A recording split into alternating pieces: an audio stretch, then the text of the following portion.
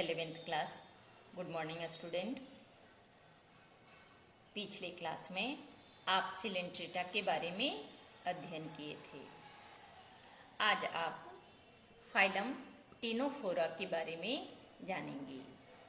ये पहले टिनोफोरा संघ जो था वो सिलेंट्रेटा के साथ ही था, एक ही संघ था। बाद में इसमें कुछ विशिष्ट गुण पाए गए। सिलेंट्रेटा में ना दंश कोशिका पाई जाती है टेंटिकल्स में, परंतु कुछ सदस्य ऐसे थे जो सिलेंट्रेटा के बाकी गुण तो मिलता था, लेकिन टेंटिकल्स में दंश कोशिका नहीं पाई जाती थी। तो इसी आधार पर इसको बाद में जाकर के ना अलग संघ की मान्यता दी गई। अब आपको ना डिप्लोब्लास्टिक में द्विस्तरीय में ही आपको इसके बारे में भी जानना है। पॉरीफेरा पढ़े, सिलेंट्रेटा पढ़े, आज आप टिनोफोरा के बारे में अध्ययन करेंगे। आप अच्छी तरह से पढ़ाई करेंगे। ये टिनोफोरा शब्द जो है ये भी दो वर्ड के मिलने से बना है। ग्रीक भाषा का ये वर्ड है। एक है टिनोस। देखो यहाँ टिनोफोरा है लेकिन सी साइलेंट है।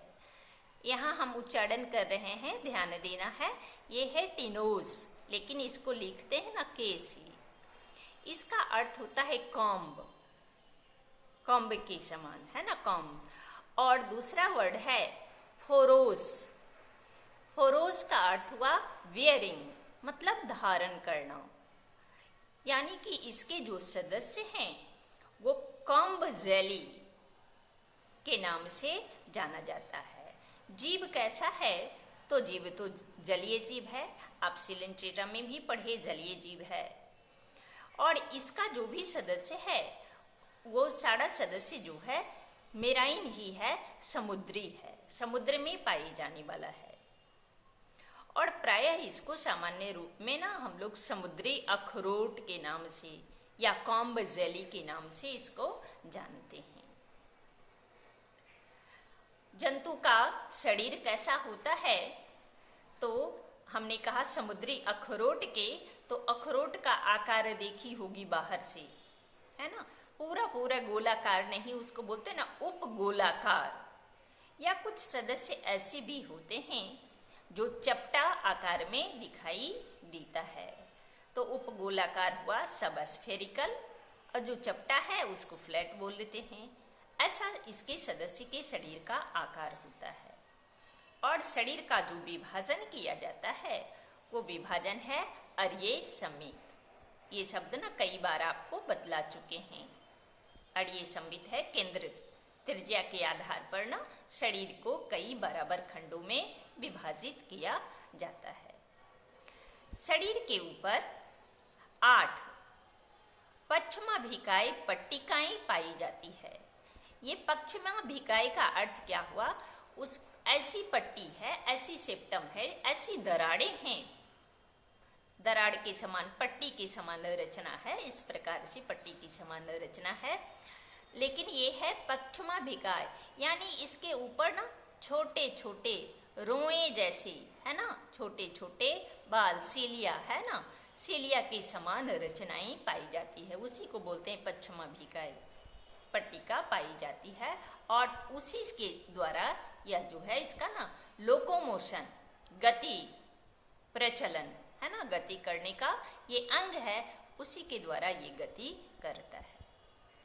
प्रायः जीव में 2 टेंटिकल्स होते हैं, संस्पर्शक पाए जाते हैं, लेकिन संस्पर्शक में दंश कोशिका नहीं होती।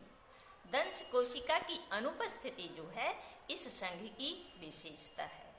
जंतु उभयलिंगी होगा, इसका अर्थ हुआ कि नर और मादा जो है अलग अलग नहीं होगा। एक ही जीव में नर जनन अंग और मादा जनन अंग पाया जाता है। लेकिन याद रखिएगा रिप्रोडक्शन जो है वह लैंगिक होता है। और निषेचन की क्रिया जो है वो बाह्य निषेचन है। शरीर के अंदर नहीं युग्मक का संलयन होता है, बल्कि शरीर के बाहर ही युग्मक का संलयन होता है।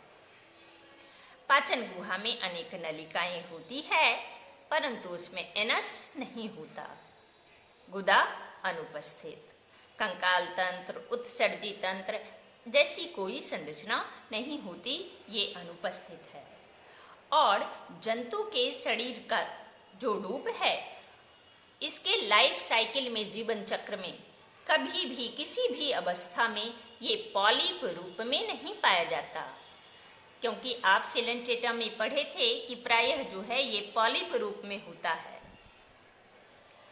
पॉलिप का अर्थ हुआ ना बेलनाकार, और मेडूसा जो रूप था वो तस्तरी नुमा, तो इसका ना तस्तरी नुमा है ना, कॉम्बो जेली की समान संरचना है, परंतु ये पॉलिप रूप में कभी नहीं पाया जाता। और सबसे मुख्य विशेषता है इस संघ की, जो जीव है, इसके जो सदस्य हैं, उसमें प्रकाश उत्सर्जित करने की क्षमता होती है।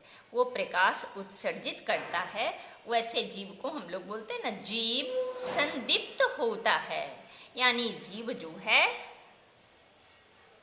प्रकाश उत्सर्जित करने वाला होता है।